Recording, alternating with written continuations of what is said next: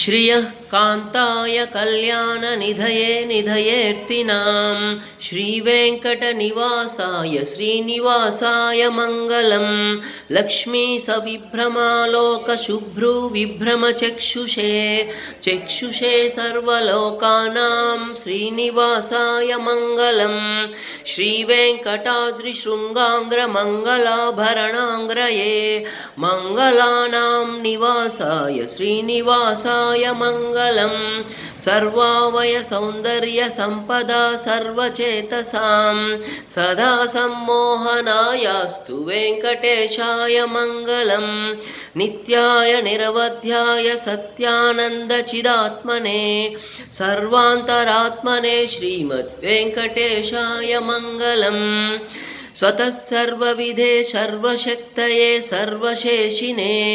सुलभाय सुशीलाय वेङ्कटेशाय मङ्गलम् परस्मै ब्रह्मणे पूर्णकामाय परमात्मने प्रयुञ्जे परतत्त्वाय वेङ्कटेशाय मङ्गलम् आकालतत्त्वमश्रान्तमात्मनामनुपश्यताम्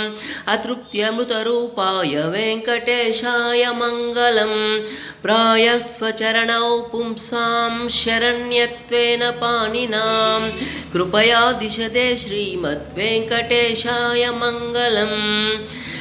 दयामृततरङ्गिन्यास्तरङ्गैरिव शीतलैः अपाङ्गैः सिञ्चते विश्वं वेङ्कटेशाय मङ्गलम्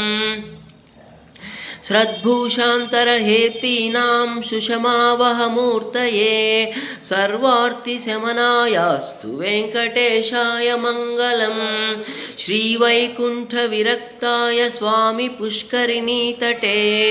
रमया रममानाय वेङ्कटेशाय मङ्गलम्।